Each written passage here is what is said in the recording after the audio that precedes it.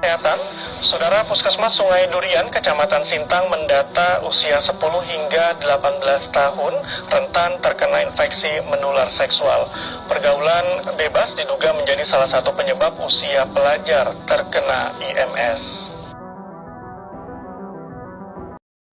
Assalamualaikum warahmatullahi wabarakatuh. Perkenalkan, nama saya Muhammad Nasir. Saya berasal dari Fakultas Kesehatan, Prodi Perawatan dan Keselamatan. Nah, di sini saya akan membahas tentang bagaimana cara menjaga kesehatan reproduksi pada wanita dan pria. Nah, sebelum kita lanjut di bagian caranya, kita harus tahu dulu penjelasan dari kesehatan reproduksi.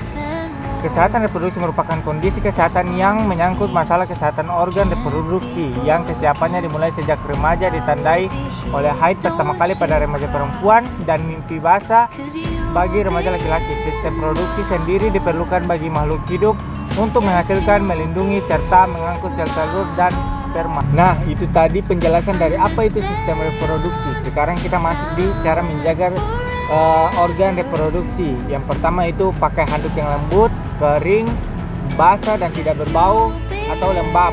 Memakai celana dalam dengan bahan yang menyerap keringat.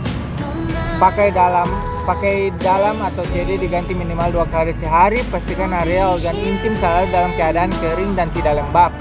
Yang kedua, bagi wanita, hindari menggunakan sabun wangi, sabun sirih, deodoran, bedak, dan vaginal douche karena dapat menyebabkan kulit kelamin rentan iritasi. Yang ketiga, bagi wanita sesudah buang air kecil, membersihkan alat kelamin sebaik-baiknya dilakukan dari arah dan depan menuju belakang agar kuman yang terdapat pada anus tidak masuk ke dalam organ reproduksi.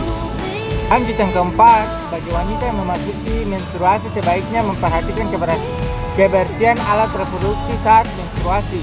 Yang kelima, bagi wanita yang sering mengalami nyeri saat menstruasi, mengompres perut bagian bawah dengan air hangat melalui olahraga yang teratur dan istirahat yang cukup mampu membantu mengurangi rasa nyeri. Akan tetapi, bila nyeri terjadi hingga berhari-hari dan mengganggu aktivitas, sebaiknya hubungi dokter untuk mengonsultasikannya.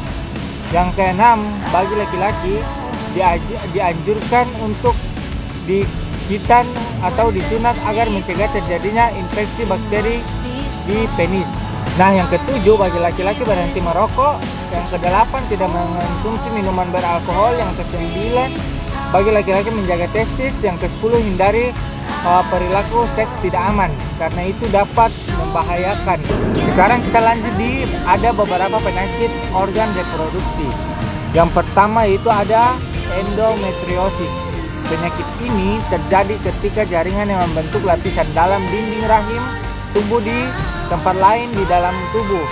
Yang kedua, penyakit radang panggul. Penyakit ini diakibatkan oleh bakteri penyebab infeksi yang merambat masuk ke dalam panggul melalui vagina atau leher rahim. PCOS atau sindrom ovarium polikistik adalah kondisi yang mengaruhi kadar hormon wanita. Wanita yang menderita penyakit ini akan menghasilkan hormon seks androgen dalam jumlah lebih banyak. Selanjutnya yang keempat ada miom atau fibroid rahim, adalah tumor jinak yang tumbuh di rahim. Tumor pada miom terbentuk dari jaringan otot rahim. Penyakit pada sistem reproduksi wanita ini sering menyerang wanita di usia produktif. Selanjutnya ada kanker pada organ reproduksi wanita.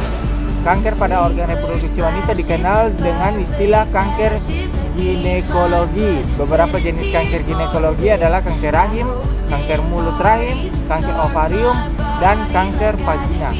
Nah, jadi itulah penjelasan saya cara bagaimana kita menjaga kesehatan reproduksi pada wanita dan pria.